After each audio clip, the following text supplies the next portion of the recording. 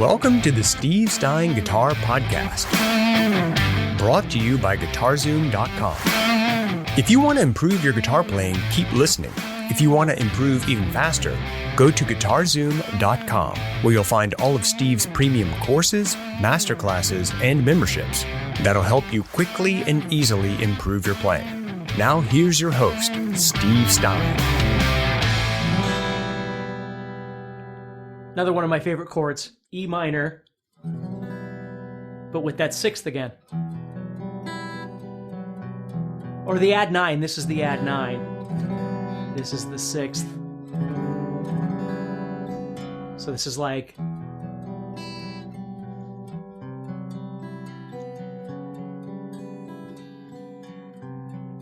There's a Kiss song called I Still Love You off Creatures of the Night that uses all those chords. Really? Yeah, pretty cool. I love that. How are you, Steve Stine? I'm good. How are you, Dan? I'm good, man. I'm glad to be here with you. Well, I'm glad to be here with you, too. There we go.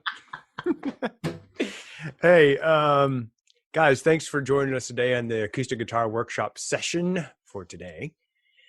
My name is Dan Denley, founder of GuitarZoom.com, and this is my friend, Steve Stine. Hello.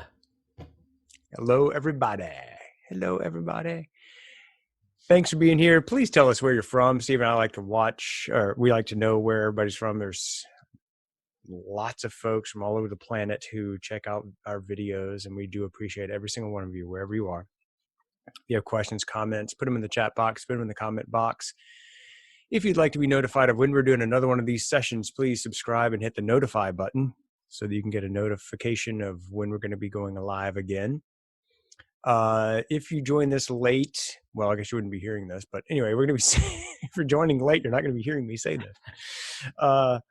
If you would like to check out all the workshop videos we've done, we'll post them for you right there on YouTube. You can watch them in a nice little neat, tidy playlist called Acoustic Guitar Workshop. You can check that out on the GuitarZoom YouTube channel. You can check it out on Steve's channel. That's the Steve Stine YouTube channel. And thank you for being here. We do appreciate your time. It means the world to Steve and I. And today we're going to be talking about pivot points, which is a fast and easy way to change chords. If you want to learn how to do that, keep watching. If you want to learn how to do it even faster, you can check out Steve's new guitar course. It's called Acoustic Guitar, and it's by a guy named Steve Stine, who's pretty good at teaching, I hear. And it's available. I'm getting punchy, man. It's available at GuitarZoom.com. All righty, sir. Pivot points, how to change chords fast and easy. I'm excited for this. Yeah, so basically, if you think about it, when I was first learning how to play chords, I would learn G and C like everybody else and D. And not that we don't use all of that, because of course we do, but there's something that you can learn and think about, especially if you see it in songs that you learn, where you leave fingers down, you leave fingers on the guitar, and you simply move around those fingers. So I've always called that a pivot point because the finger isn't leaving the fretboard. So for instance, on a G chord, if I was to make a G chord, and I wanted to do G, C, and D, which is a really, really common chord progression, instead of doing the traditional G and C like this, and D, and again, in my showing you this, that doesn't mean that G, C, and D like this is bad or wrong or we won't use it. Of course we will. This is just a different idea, okay? So we could take the G chord here, and we could play what's called a C add 9 simply by taking these two fingers and moving down one string. And what happened was I left these two fingers intact. So they stayed there for the G, and now they're going to stay there for the C chord. Now, the first question I always get when I show people this is, well, isn't that a different chord than the regular C? And the answer is yes and no. It is a different chord than the regular C. You can hear that it sounds a little different. The thing about it, though, is that it's a chord, this voicing of C, this C add 9, if you will, sounds really good over virtually any other situation where the song would be asking for a regular C. That doesn't mean that it's always going to be perfect, but if you're just kind of learning how this stuff works, this is a great way of learning how to play these chords because it's a little bit easier to move. And I'm going to show you in just a minute. It's a very common way of playing these chord changes as well. I'm going to play you some songs I'm sure you've heard of using this. So I'm taking G, and I'm just moving these two fingers down one string, which is becoming this new C. And then if I wanted to go to D, I could leave my third finger on the guitar on the second string there and make the D chord. So I'm pivoting again with that third finger on that second string, and I leave it down. And that's really serving two purposes. Number one is it makes it a little more comfortable for me, and it doesn't mean it's going to make it comfortable for everybody. Some people try it and go, that feels really weird. It's very comfortable for me to move leaving a finger down like that, okay? The second thing is that there's an element of continuity in the sound of each chord voicing.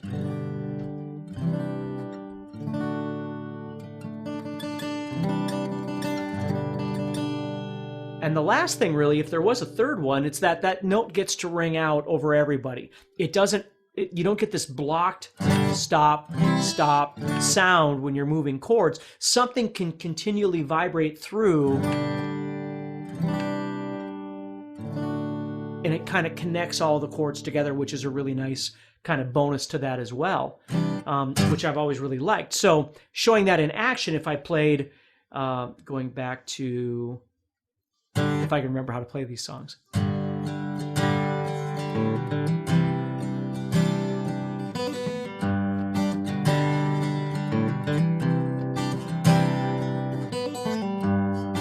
Like I Remember You by Skid Row, or,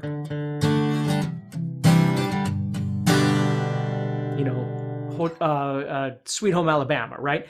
Those, they use these chords. This is a very common way of playing G, C, and D. So, you know, if you were learning how to play She'll Be Coming Around the Mountain, that sort of thing, when you first start learning how to play, you might play the traditional G, C, and D quite often. But in learning how to play popular music, you're going to see that many artists out there play their G and C and D in the way that I'm showing you right now. So, So I'm curious, Steve, could you substitute, like, let's see somebody sitting there with, and they're thinking, well, I'm looking at a chord chart or a lead sheet or something that has C on it. Does that mean that I can just take that C that you're playing now and substitute it?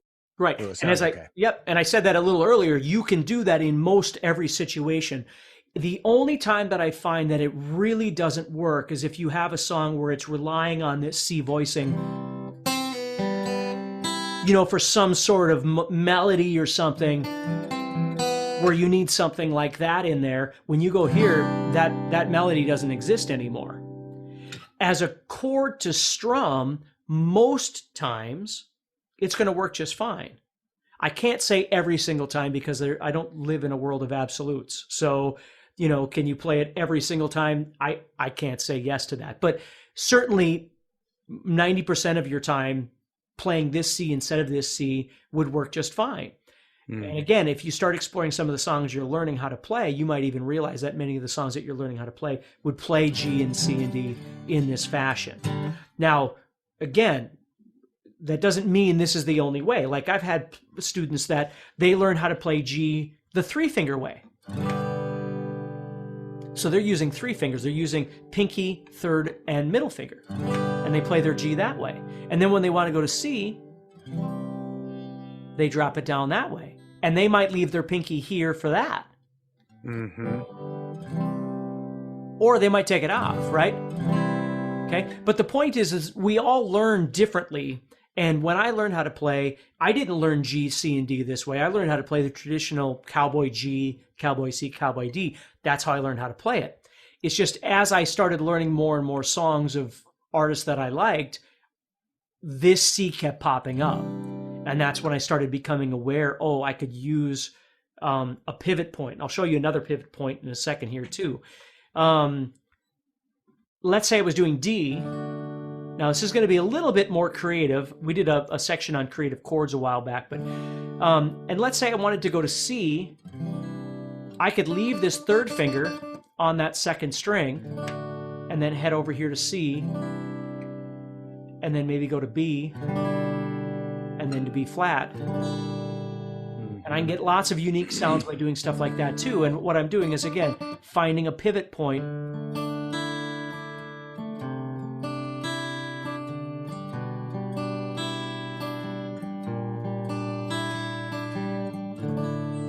And what that's doing is, again, it's giving me the availability of being able to keep that finger down to pivot on physically, but it's also kind of bringing a cohesion to all of my changes.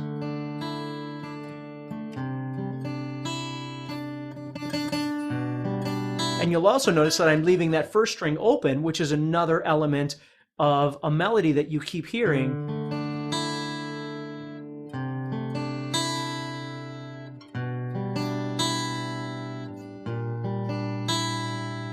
Which kind of reminds me of like Needle in the Damage Done. That song always pops in my head when I play that, but it's I love that chord progression, that sound. Mm-hmm.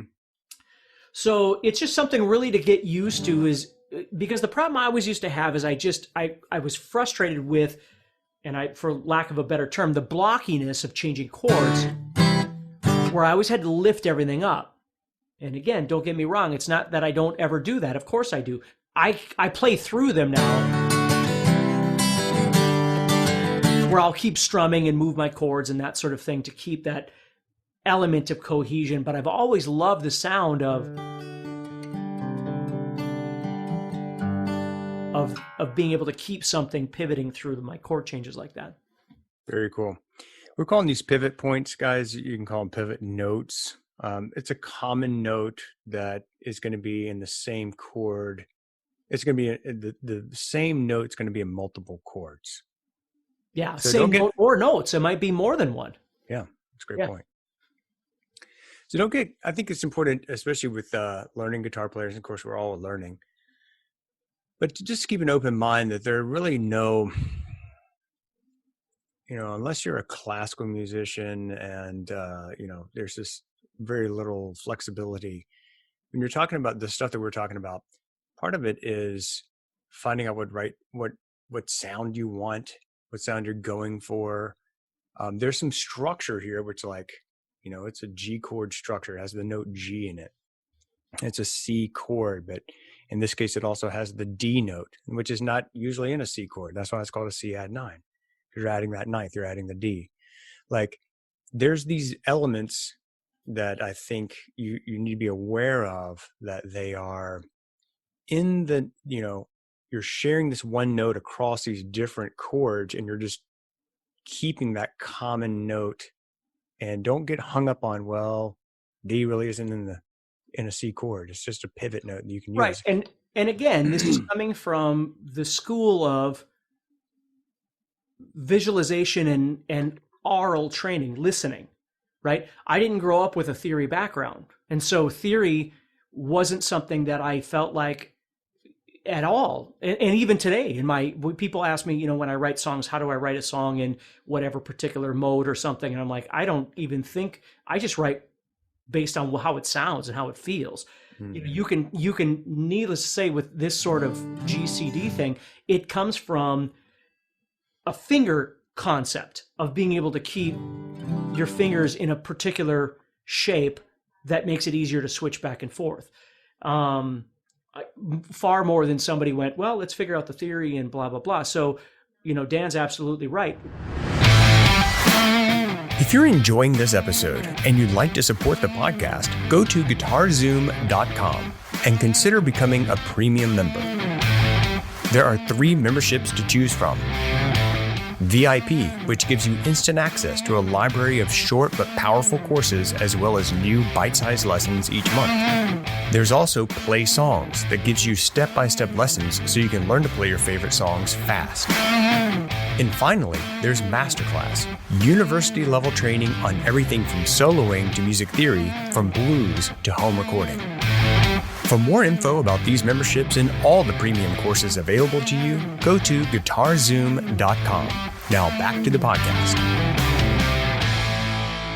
What's weird about guitar, and when I teach classes and things, I always try and remind people that the guitar is is a vast gray area. Like if you buy a book and you start learning how to learn from a book, all you see is what's on page 3 or page 4. That's all you know about guitar. So it seems like that's the answer. Like if it shows a C chord, that's it. Like there's a C chord on the guitar. That's it, the one. But in reality, there are 50 different ways of playing that guitar, 100 different ways of playing that on the guitar, and then there's permutations of that. And again, permutations that are done because of the way the guitar sounds, the way the guitar looks, the way we approach it with 4 fingers and 6 strings. And so I don't want to get all weird on you, but you just have to understand the longer you play, it's not like all your questions are always going to get answered. Sometimes your questions are going to open up more questions, but what you have to remember is how do things sound. Like if I show you a couple more examples, I'm going to incorporate E minor into this now. So I've got G, I've got C, I've got D. G and C shared 2 common notes, really 3, those 3 strings. And then D shared that 1 string right there. But again, it's really just the ability of being able to keep something constant between them. Now, if I move to E minor, I'm going to leave these 2 fingers here again, and I'm going to move to E minor. And when I do that, I get what we would technically call an E minor 7. Because I'm adding in the note D down here. Okay, but when I do that, for instance, you would hear this in a song by Smashing Pumpkins called Disarm.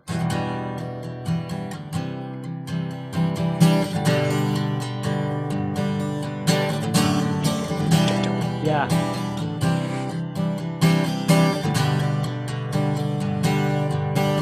Now, that doesn't mean that the guitar player is always playing all 6 strings at all times. Again, we talked in a prior video, we talked about dynamic strumming and ocean strumming and that sort of thing. And that still applies even with something like this. But that's how you can see that that's a very common thing. There's another one of my favorite songs by Alice in Chains called Nutshell that goes like this.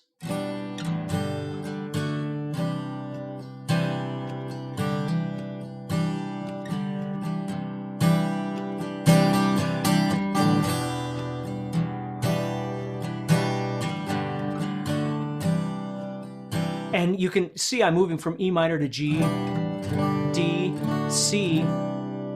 And because it's kind of slow, but because of that cohesion, it doesn't sound blocky when I play. I can keep that down.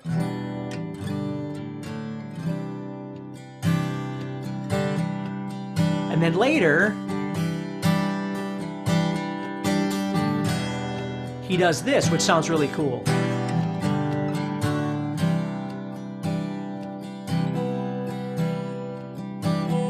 Then he takes this off, and all of a sudden it's this dramatic difference in sound, in pitch.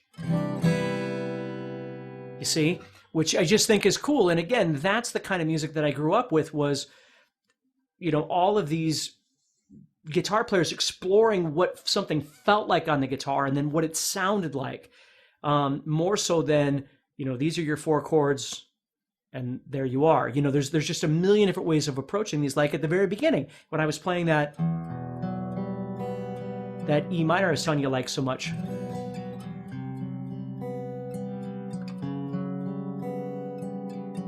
I guarantee you Kiss is not sitting there thinking about music theory, right? It's how it sounds. You know?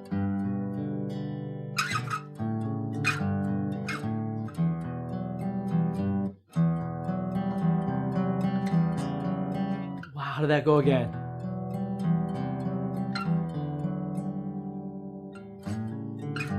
Sanitarium. Yeah, there's a Metallica song in there somewhere, but same idea, same principle. It's done by exploring, you see? But even there, we've got this consistency, you see? Which is the same idea as the Kiss tune, and there's a lot of songs out there that do that kind of thing. But anyway. So cool, man. I think it's really important for people to remember that music is about having fun. Yeah. It's really about an emotion. It's about...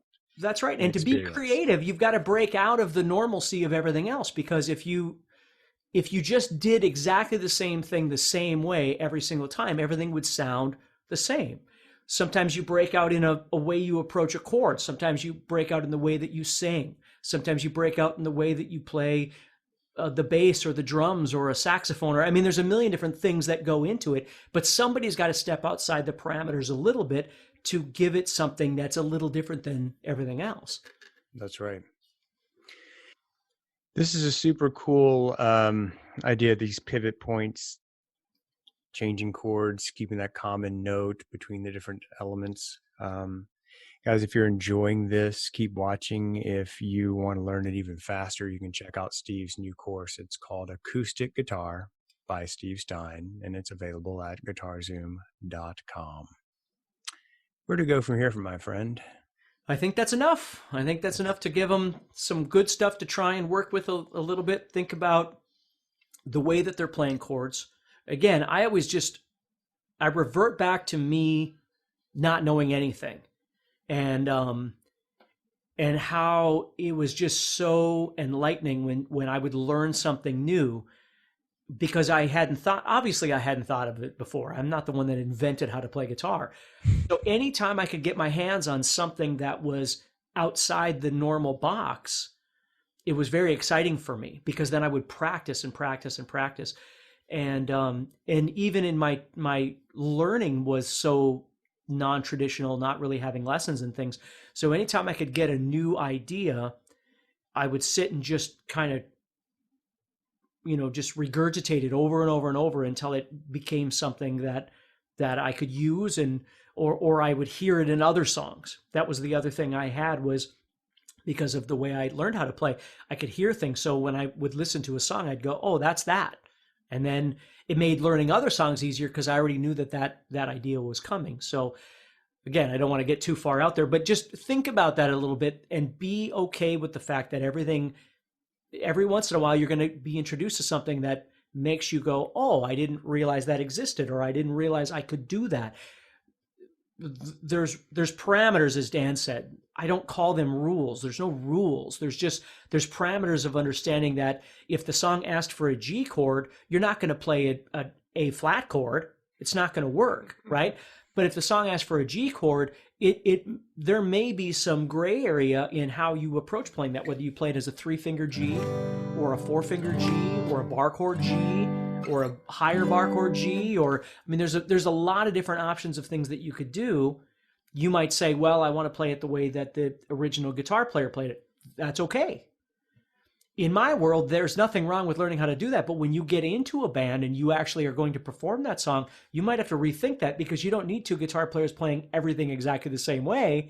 Otherwise, why do you have 2 guitar players, right? That's so then all of a sudden you're going, well, I should try and play it a different way to complement the band, to complement the song, to entertain the audience, that sort of thing. So it's endlessly fascinating what you can do. This is the guitar, because I didn't come from this world. I came from a classical background. And so for me, when I discovered guitar at 13, it was just like, wow, these guys are total rule breakers, man.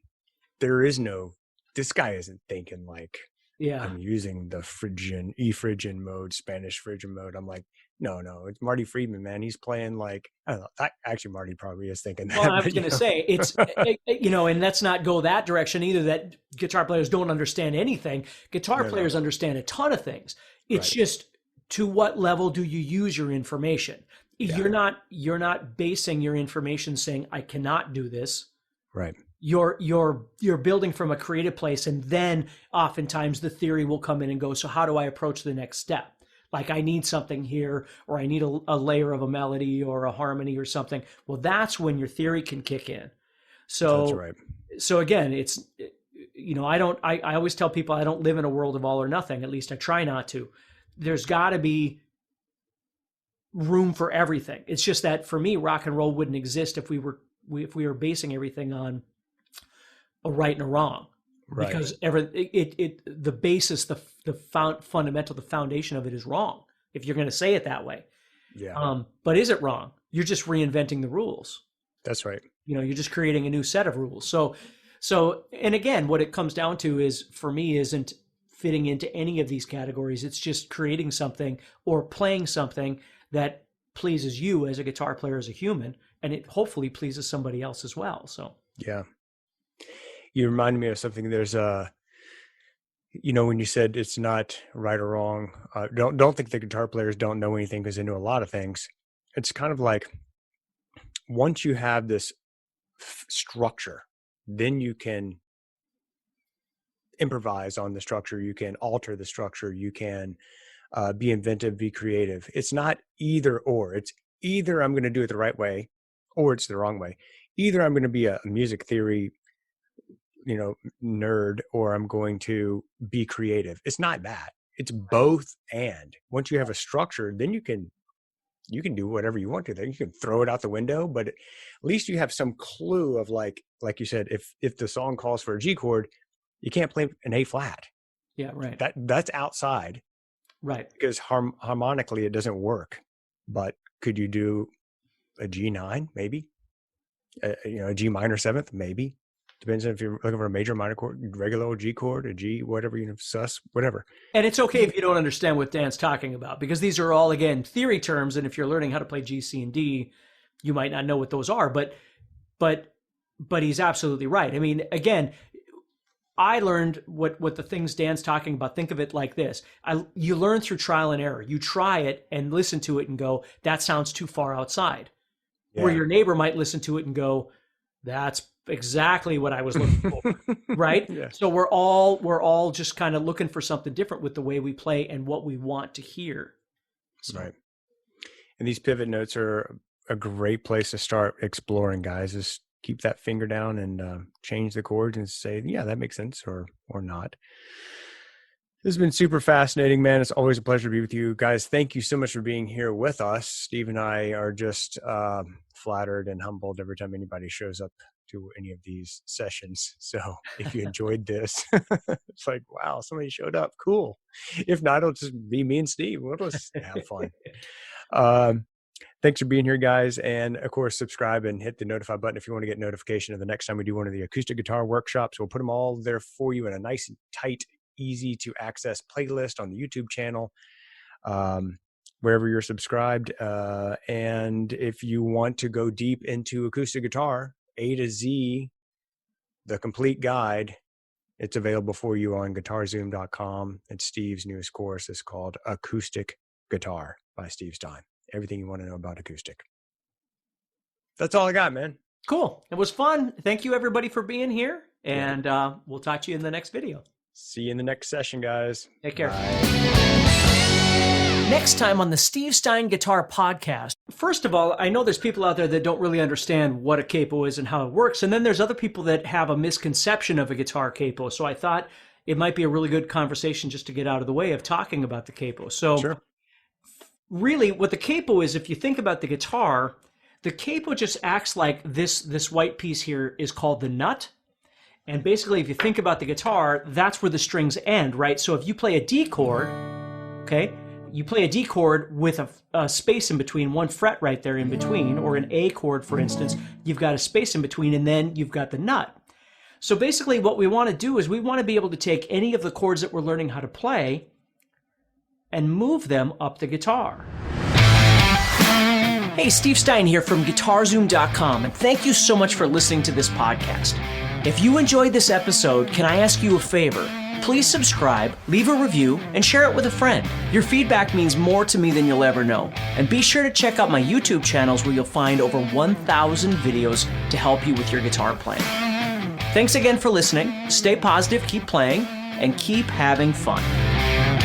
If you'd like some help with your guitar playing but you're not sure how to get started, go to GuitarZoom.com and look for the Help Me Choose survey.